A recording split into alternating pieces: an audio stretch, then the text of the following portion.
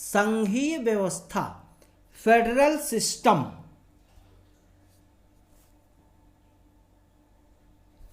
राजनीति शास्त्रियों ने राष्ट्रीय सरकार एवं क्षेत्रीय सरकार के संबंधों की प्रकृति के आधार पर सरकार को दो भागों, एकल व संघीय में वर्गीकृत किया है।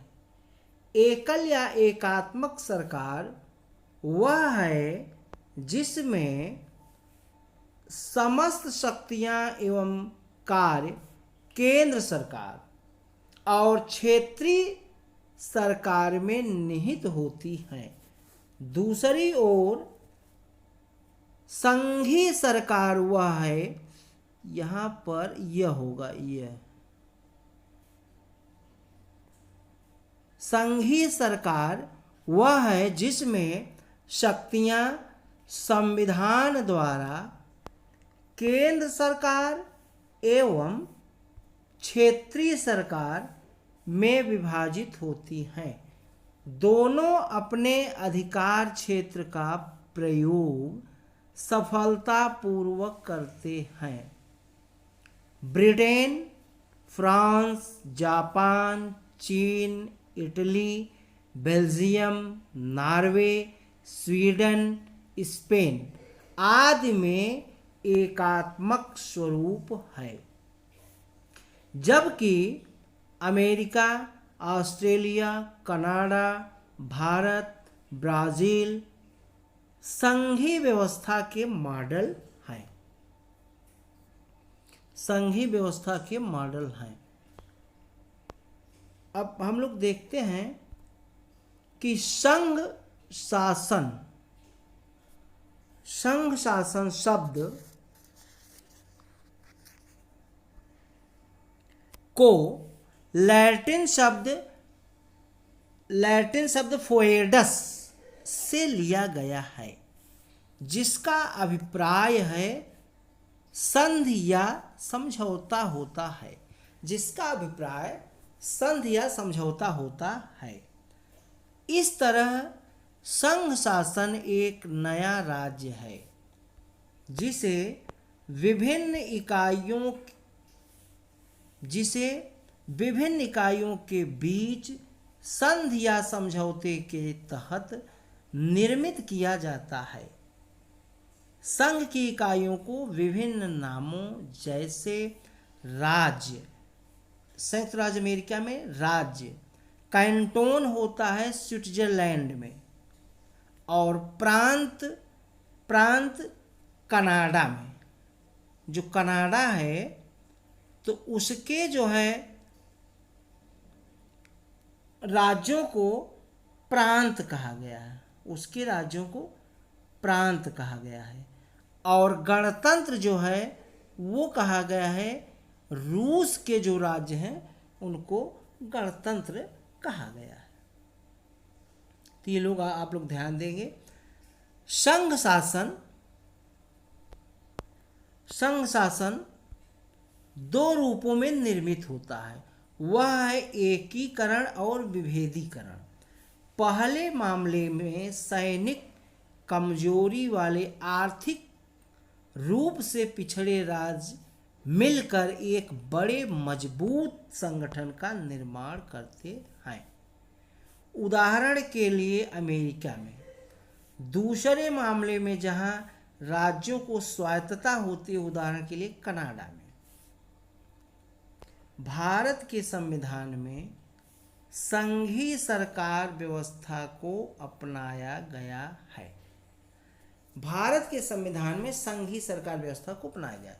संविधान निर्माताओं ने संघीय व्यवस्था को दो कारणों से अपनाया: देश का बृहद आकार एवं सामाजिक सांस्कृतिक विविधता।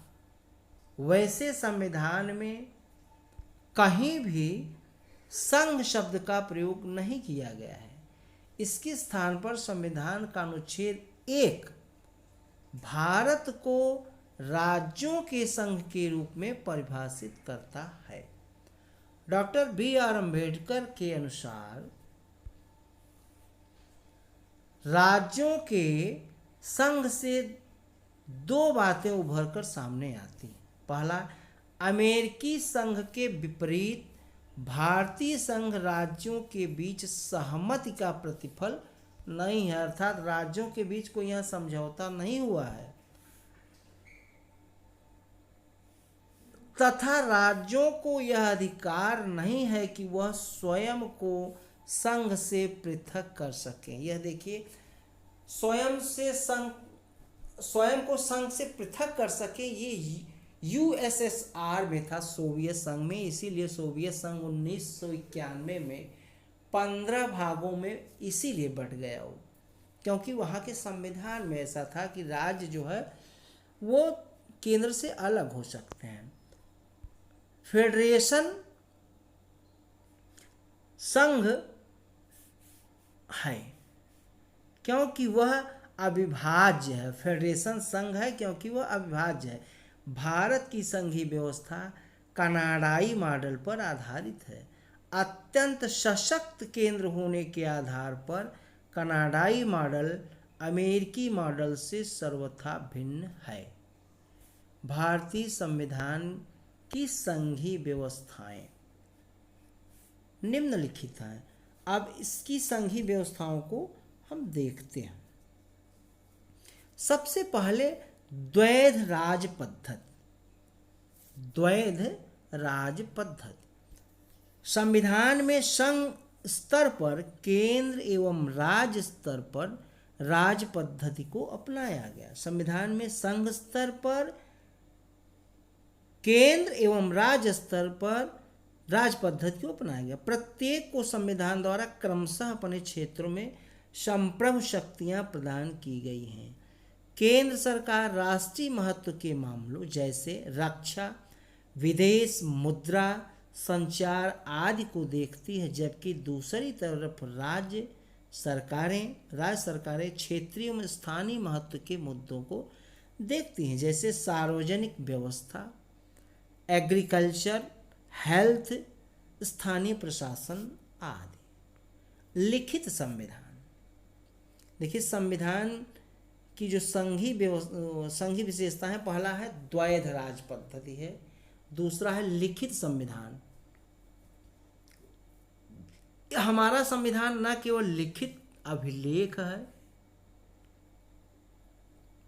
वरन विश्व का सबसे विस्तृत संविधान भी है। मूलतः इसमें एक प्रस्तावना, 395 अनुच्छेद, 22 भागों में विभक्त है और 8 अनुसूचियां थीं। वर्तमान समय में 2016 तक इसमें 450 अनुच्छेद और 24 भाग और तथा 12 अनुसूचियां अब इस समय है, प्रेजेंट टाइम में।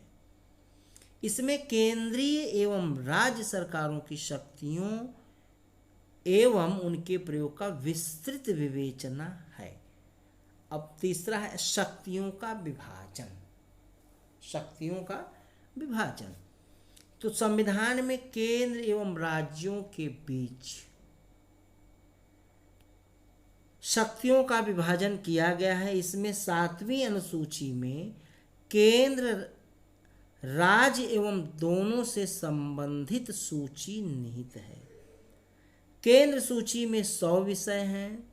मूलतः 97 थे, जब संविधान बना था उस समय 97 विषय थे। राज्य सूची में 61 विषय हैं और समवर्ती सूची में 52 विषय हैं। समवर्ती सूची के विषयों पर केंद्र एवं राज्य दोनों कानून बना सकते हैं। टकराव की स्थिति में केंद्र की विधि प्रभावी होगी। अवशेषी मतलब अवशिष्ट शक्तियां जो इन तीनों में नहीं है, केंद्र सूची, राज्य सूची, समवर्ती सूची, अगर तीनों में वो विषय नहीं तो उसको अवशिष्ट शक्ति बोला जाएगा। और अवशिष्ट शक्तियों पर कानून बनाने का या अवशिष्ट विषय पर कानून बनाने का अधिकार केंद्र को है। तो ये है। और जो हमारी समवर्ती सूची है उस पर केंद्र और राज्य दोनों कानून बनाते हैं, लेकिन अगर कोई टकराव होता है उस कानून पर तो केंद्र का कानून प्रभावी होगा, राज्य का कानून प्रभावी नहीं होगा। फिर है संविधान की सर्वोच्चता। संविधान सर्वोच्च है। केंद्र या राज्य सरकार द्वारा प्रभावी कानून के विषय में इसकी व्यवस्था सुनिश्चित होनी चाहिए, अन्यथा इन्हें उच्चतम न्यायालय या उच्च न्यायालय में न्यायिक समीक्षा के तहत अवैध घोषित किया जा सकता है। इस तरह सरकार के घटकों विधायिका, कार्यपालिका, न्यायपालिका को दोनों स्तरों पर संविधान द्वारा विधित क्षेत्र के अंतर्गत कार्य करना चाहिए। फिर है कठोर संविधान। संविधान द्वारा शक्तियों का विभाजन एवं संविधान की सर्वोच्चता तभी बनाए रखी जा सकती है जब संविधान में संशोधन की प्रक्रिया कठोर हो।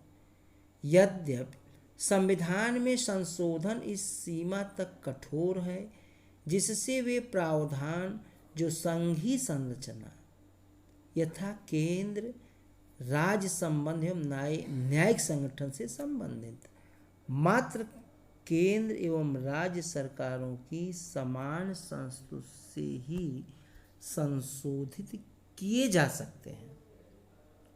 इन प्रावधानों के संशोधन हेतु संसद के विशेष बहुमत एवं संबंधित राज्यों में से आधे से अधिक की स्वीकृति अनिवार्य होती है।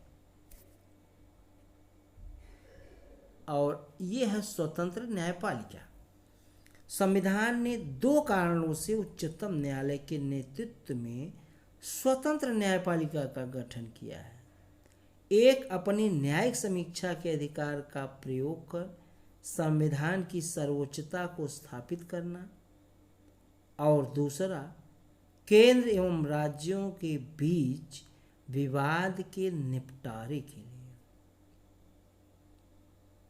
संविधान ने विभिन्न तरीकों से न्यायपालिका को स्वतंत्र बनाया है, जैसे न्यायाधीशों के कार्यकाल की सुरक्षा, निश्चित सेवा शर्तें आदि।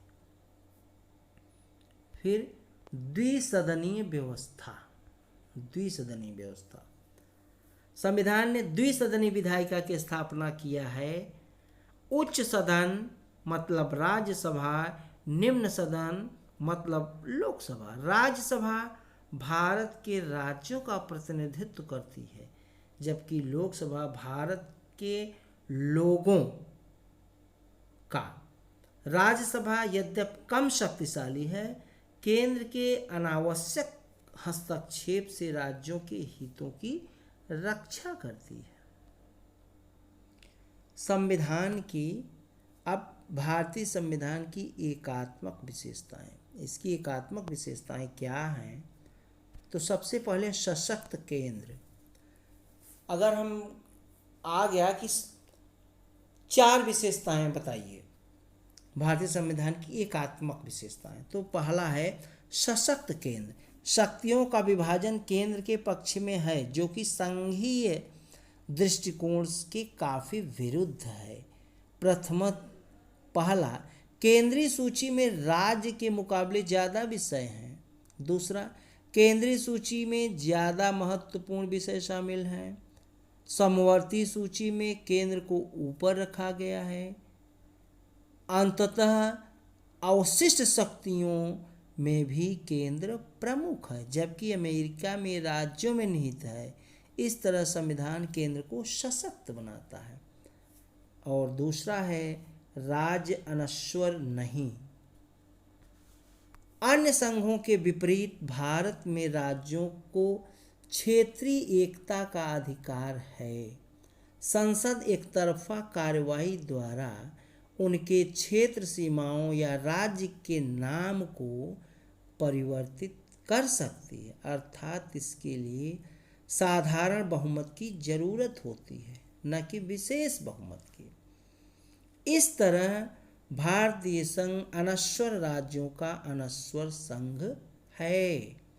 दूसरी तरफ अमेरिकी संघ अनश्वर राज्यों का अनश्वर केंद्र है। फिर देखते हैं एकल संविधान। सामान्यतः एक संघ में राज्यों को केंद्र से हटकर अपना संविधान बनाने का अधिकार होता है। भारत में इससे इतर राज्यों को ऐसी कोई शक्ति नहीं दी गई है। भारतीय संविधान सिर्फ केंद्र का ही नहीं, राज्यों का भी है। राज्य एवं केंद्र दोनों को इसी एक ढांचे का पालन अनिवार्य है।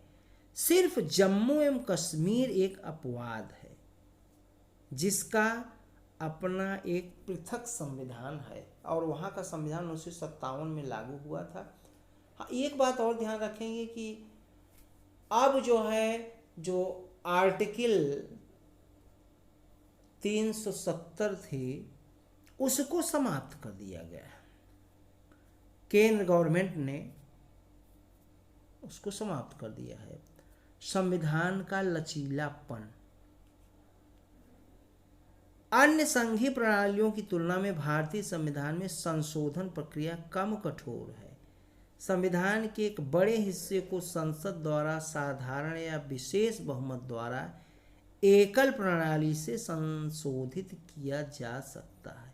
यानी संविधान संशोधन की शक्ति सिर्फ केंद्र में निहित है। अमेरिका में राज्य भी संविधान संशोधन का प्रस्ताव रख सकते हैं।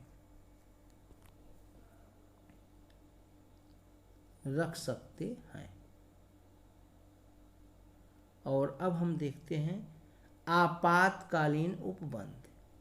संविधान 3 तरह की आपातकाल व्यवस्था निर्धारित करता है: राष्ट्रीय, राज्य एवं वित्त। आपातकाल के दौरान केंद्र सरकार के पास सभी शक्तियां आ जाती हैं और राज्य केंद्र के पूर्ण नियंत्रण में आ जाते हैं। यह बिना किसी संविधान संशोधन के संघीय ढांचे को एकल ढांचे में बदल देता है। एकल नागरिकता। हमारे संविधान में एक प्रकार की नागरिकता है, केवल एकहरी नागरिकता हमारे संविधान में है। दोहरी व्यवस्था के बावजूद भारत का संविधान कनाडा की तरह एकल नागरिकता व्यवस्था को अपनाता है। यहाँ केवल भारतीय नागरिकता है, कोई अन्य पृथक राज्य नागरिकता नहीं है। अन्य संघीय व्यवस्था वाले देशों जैसे अमेरिका, स्विट्जरलैंड एवं ऑस्ट्रेलिया में दोहरी नागरिकता है। एकीकृत न्यायपालिका। भारतीय संविधान द्वारा सबसे ऊपर उच्चतम न्यायालय के साथ एकात्मक न्यायपालिका की व्यवस्था की गई है। इसके अधीन राज्य उच्च न्यायालय होते हैं। राज्यों में उच्च न्यायालय होते हैं। न्यायालयों की एकल व्यवस्था केंद्र एवं राज्य कानूनों दोनों पर लागू होती है। दूसरी ओर अमेरिका में न्यायालयों को दोहरी व्यवस्था है। संघीय कानून संघीय न्यायपालिका और राज्य कानून राज्य न्यायपालिका द्वारा लागू किए जाते हैं। और हमारे यहाँ अखिल भारतीय सेवाएं अमेरिका में संघीय सरकार एवं राज्य सरकारों की अपनी लोक सेवाएं हैं। भारत में भी केंद्र एवं राज्यों को पृथक लोक सेवाएं हैं, लेकिन इसके अतिरिक्त अखिल भारतीय सेवाएं जैसे IAS, IPS, IFS केंद्र एवं राज्य दोनों के लिए है। अखिल भारतीय सेवा एक है हमारे यहाँ UPSC केंद्र में है, राज्यों के लिए नहीं है। बस वहीं से सारा डिटेल सारी चीज़ें वहीं से होती हैं। फिर राज्य सूची पर संसद का प्राधिकार। इस सूची के विषयों पर राज्यों को काफ़ी अधिकार दिए जाने के बावजूद केंद्र का सूची में के विषयों पर अंतिम अधिकार बना रहता है। संसद को यह अधिकार प्राप्त है कि वह राज्य सूची में राष्ट्रीय महत्व को प्रभावित करने वाले विषयों पर राज्यसभा द्वारा पारित होने पर विधान बना सकती है। इसका तात्पर्य है कि बिना संविधान संशोधन के संसद की विधायिका संबंधित शक्ति को बढ़ाया जा सकता है। राज्यपाल की नियुक्ति। राज्यपाल की नियुक्ति। राज्यपाल राज्य प्रमुख होता है जिसकी नियुक्ति राष्ट्रपति द्वारा की जाती है। वह केंद्र के एजेंट के रूप में भी कार्य करता है। राज्यपाल के माध्यम से केंद्र राज्य पर नियंत्रण करता है। इसके विपरीत अमेरिका में राज्य प्रमुख निर्वाचित होते हैं। इस संदर्भ में भारत ने कनाडाई प्रणाली को अपनाया है। एकीकृत निर्वाचन मशीनरी। चुनाव आयोग ने न केवल केंद्रीय चुनाव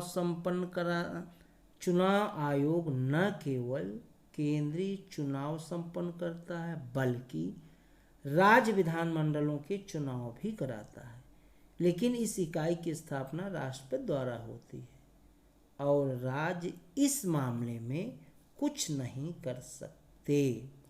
इसके सदस्यों को भी इसी प्रकार हटाया जाता है।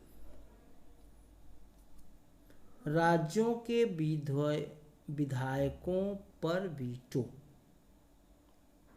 ये देखिए विधेयकों है, विधेयकों। राज्यों के विधेयकों पर वीटो। राज्यपाल को राज्य विधानमंडल द्वारा पारित कुछ विधेयकों को राष्ट्रपति की संस्तुति के लिए सुरक्षित रखने का अधिकार है। राष्ट्रपति अपनी संस्तुति के लिए इसे न केवल पहली बार बल्कि दूसरी बार भी रोक सकता है। इस तरह राष्ट्रपति के पास राज्य विधेयकों पर वीटो अधिकार है। लेकिन अमेरिका व ऑस्ट्रेलिया में राज्य स्वायत्त इकाई हैं और वहां इस तरह की कोई व्यवस्था नहीं। थोड़ा सा हम लोग संघीय व्यवस्था का आलोचनात्मक मूल्यांकन देखते हैं तो भारत का संविधान अमेरिका, स्विट्जरलैंड और ऑस्ट्रेलिया की तरह एक परंपरागत संघीय व्यवस्था से भिन्न संविधान है। इसमें कई एकात्मक या गैर संघीय विशेषताएं हैं। यह संविधान विशेषज्ञों द्वारा भारतीय संविधान के संघीय चरित्र को चुनौती देने के लिए पर्याप्त है। इसीलिए केसी हेयर ने भारतीय संविधान को अल्पसंघीय अर्थात अर्धसंघात्मक कहा। ये कई बार क्वेश्चन कंपटीशन में पूछा गया है। उसी तरीके मॉरिस जोन्स ने, पहले देखते हैं हम लोग जो है पाल एप्पलबी, उन्होंने कहा यह पूरी तरह संघीय है। भारत का संविधान क्या है? पूरी तरह संघीय है। जो हमारी शासन व्यवस्था है वो क्या है? पूरी तरह संघीय। मॉरिस जोन्स ने कहा सहमति वाला संघ। इसको सौदेबाजी का भी संघ कहा जाता है। मॉरिस जोन्स ने सहमति वाला संघ या सौदेबाजी का संघ कहा है। आइवर जेनिंग्स ने मजबूत केंद्र वाला संघ कहा है। मजबूत संघ वाला संघ कहा है। केसी हेयर ने अर्धसंघात्मक कहा है। तो आज इतना ही। वीडियो को लाइक, सब्सक्राइब, शेयर अवश्य करें। बहुत बहुत धन्यवाद आप लोगों का। कंपटीशन के दृष्टि से वीडियो वेरी इंपॉर्टेंट है। धन्यवाद।